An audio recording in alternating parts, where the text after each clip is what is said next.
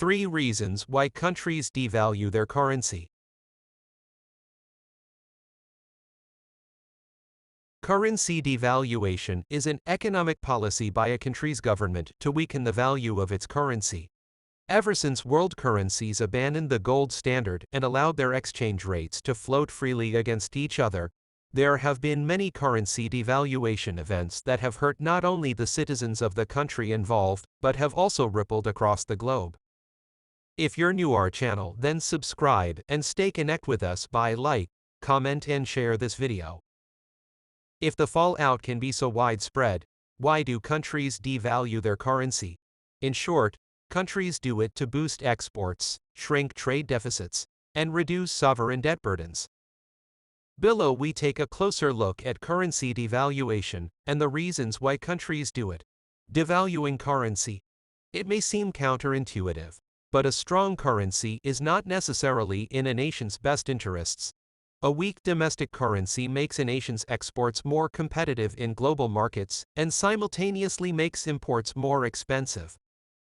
Higher export volumes spur economic growth, while pricey imports also have a similar effect because consumers opt for local alternatives to imported products. This improvement in the terms of trade generally translates into a lower current account deficit, higher employment, and faster GDP growth.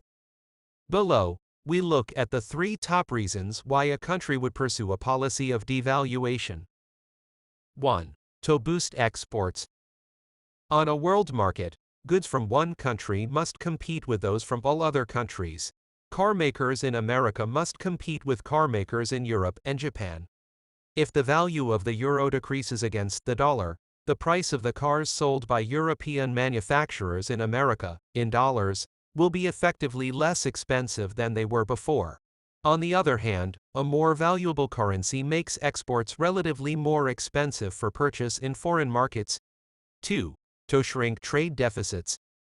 Exports will increase and imports will decrease due to exports becoming cheaper and imports more expensive. This favors an improved balance of payments as exports increase and imports decrease, shrinking trade deficits.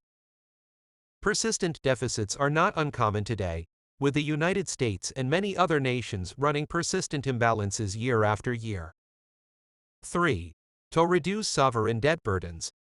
A government may be incentivized to encourage a weak currency policy if it has a lot of government-issued sovereign debt to service on a regular basis. If debt payments are fixed, a weaker currency makes these payments effectively less expensive over time,